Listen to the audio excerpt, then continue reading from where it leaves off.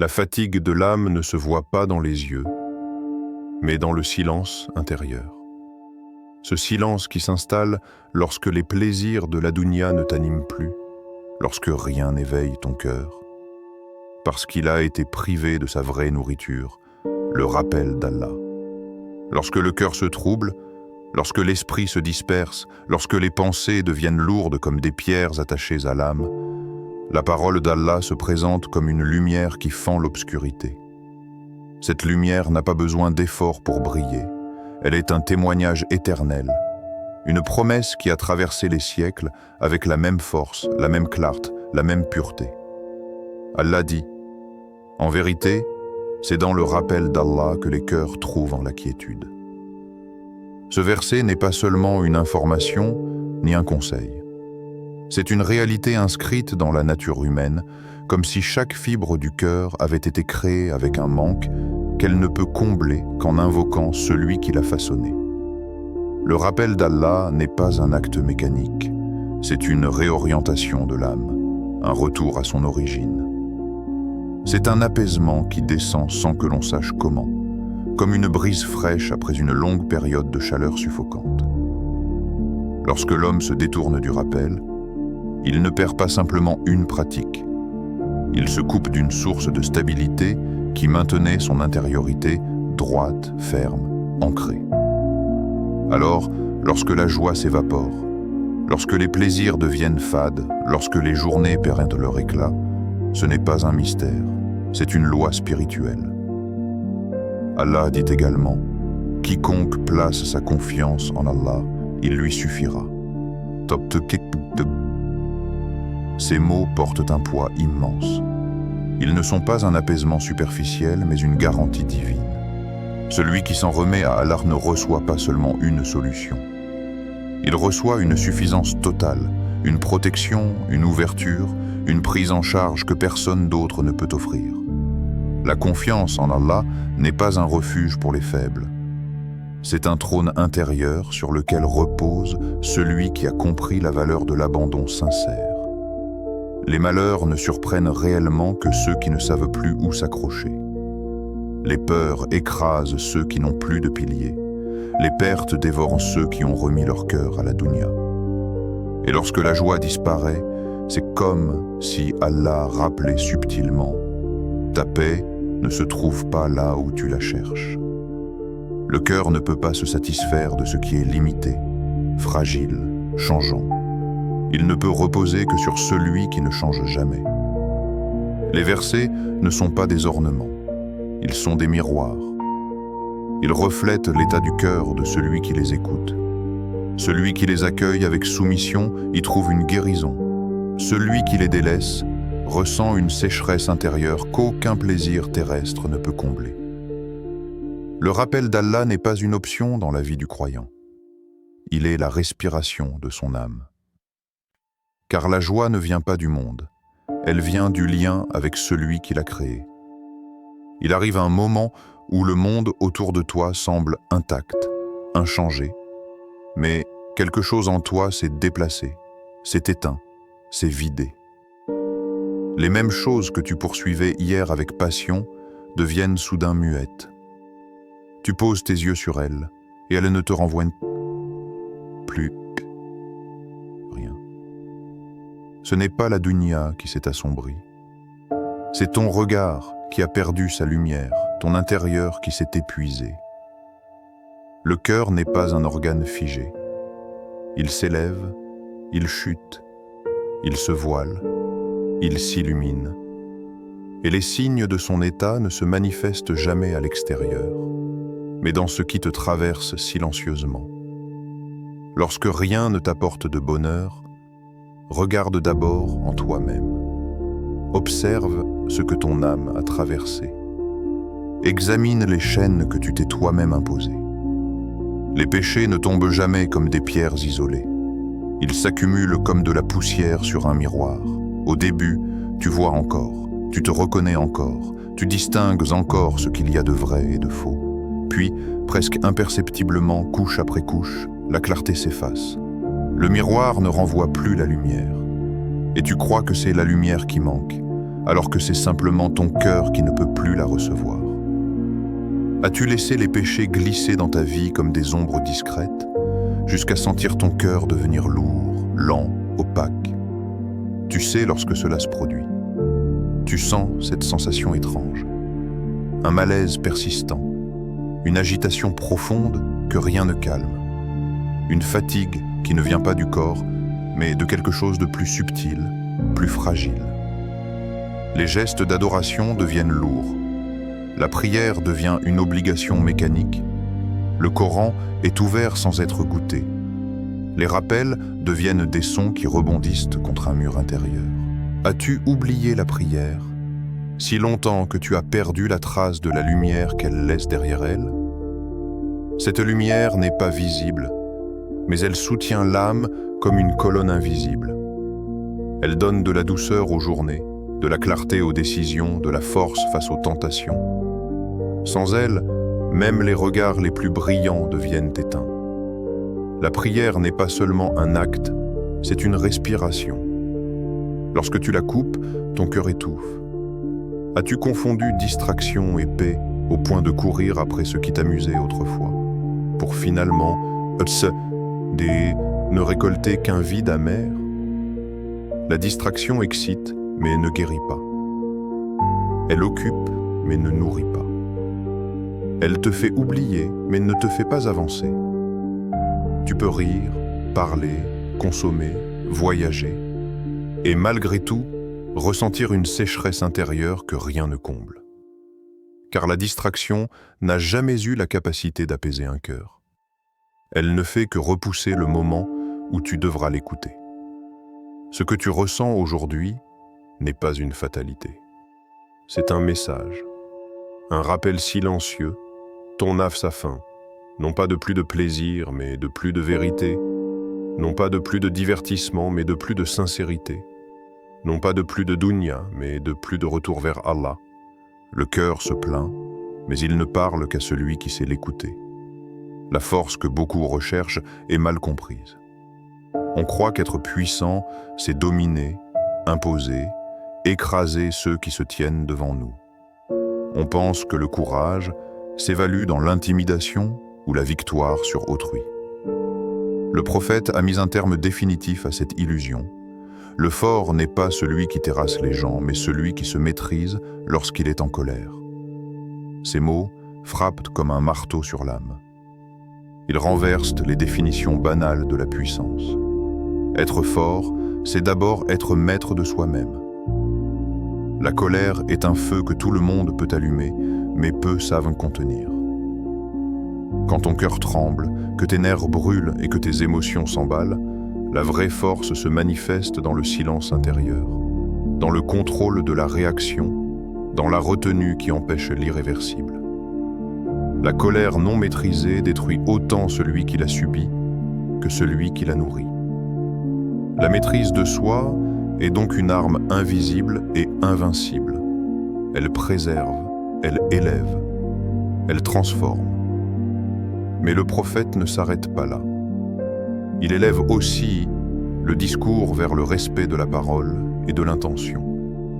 Celui qui croit en Allah et au jour dernier, qu'il dise du bien ou qu'il se taise. Combien de conflits naissent, non pas d'ennemis visibles, mais de langues déchaînées et de paroles sans contrôle. Chaque mot que tu prononces est une flèche. Il peut blesser, corrompre ou éclairer. Le croyant qui mesure ses paroles purifie son cœur, affermit son ego et protège la paix autour de lui. Ici, le contrôle de la parole n'est pas une restriction, mais un acte de souveraineté intérieure. Celui qui sait se taire dans la tempête conserve sa dignité et son équilibre. Il laisse son cœur respirer. Il ne permet pas à la haine, à l'orgueil ou à l'agacement de se nicher en lui. La maîtrise de soi et le contrôle de la parole ne sont pas des actes isolés. Ils façonnent l'âme, construisent la discipline intérieure et préparent le terrain pour la joie authentique. La joie de celui qui sait se dominer ne dépend plus des circonstances extérieures. Elle ne disparaît pas avec les caprices du monde ni avec les trahisons des hommes. Elle se trouve dans une constance intérieure, une paix qui ne craint ni perte ni injustice. Ibn Qayyim rappelle que l'âme disciplinée est comme un jardin. Chaque émotion contrôlée, chaque parole mesurée, chaque acte réfléchi est une graine qui produit des fruits durables. Le chemin n'est pas facile. Chaque jour confronte le croyant à ses instincts, à son ego, à sa colère. Mais c'est exactement ce combat qui forge la véritable grandeur. Le prophète n'a jamais glorifié la domination extérieure. Il a glorifié l'homme qui gouverne son propre cœur, qui transforme sa faiblesse en force et son impulsion en sagesse. Ainsi, chaque colère contenue, chaque parole pesée, chaque action disciplinée est un pas vers la vraie liberté. Le plaisir éphémère s'efface, mais la paix de l'âme demeure. La purification du cœur, la discipline de la volonté et la maîtrise de soi deviennent alors le fondement sur lequel la joie durable peut s'installer. Car sans cette discipline intérieure, même les plus grandes richesses du monde restent vides. La puissance réelle, la joie véritable, commence dans ce combat silencieux, intime, quotidien, celui que seule la foi éclaire. Le cœur humain est un territoire complexe, une profondeur silencieuse, où se cachent les vérités les plus intimes de l'âme. Ibn Qayyim nous avertit, dans le cœur, il y a un vide que rien ne peut remplir si ce n'est Allah. Ce vide n'est pas un accident. Il n'apparaît pas seulement lorsqu'on traverse des épreuves. Il est la condition naturelle de tout cœur créé pour l'infini. La joie qui disparaît, le plaisir qui ne dure pas, le sentiment de lassitude face à ce qui autrefois réjouissait. Tout cela est le signe que le cœur réclame ce qui le dépasse. Il réclame Allah. Il réclame la lumière qui ne faiblit jamais. Al-Ghazali va plus loin, nous confrontant à notre illusion de contrôle sur le monde. Le monde n'est qu'une ombre, poursuis-le et il te fuira. Détourne ton cœur de lui et il se présentera à toi. Pense à ces moments où l'on court après les biens, les honneurs, la reconnaissance, pensant que cela remplira notre existence. Et pourtant, plus on s'accroche, plus il glisse entre nos doigts.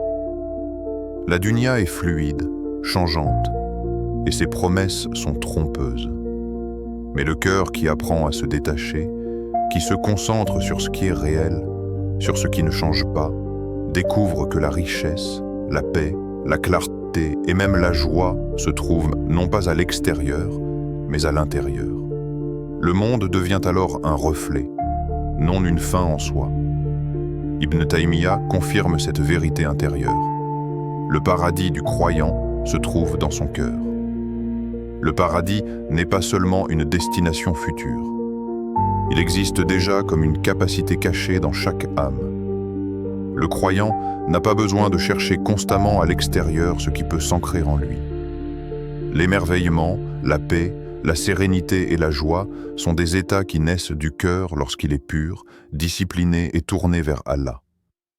Le vide intérieur se comble uniquement par le rappel, par la confiance, par l'alignement avec ce qui est éternel. Tout le reste n'est qu'un substitut fragile qui se brise facilement. Alors, il faut se poser la question. As-tu nourri ton cœur ou seulement ton corps? Les nourritures de la société, des désirs et des distractions peuvent être sembler satisfaisantes au premier abord. La satiété de l'estomac, le confort de la maison, les compliments et les possessions procurent un plaisir temporaire. Mais le cœur reste affamé. Il réclame la lumière, l'authenticité, l'intimité avec le Créateur. Nourrir le corps sans nourrir le cœur, c'est planter des graines dans du sable.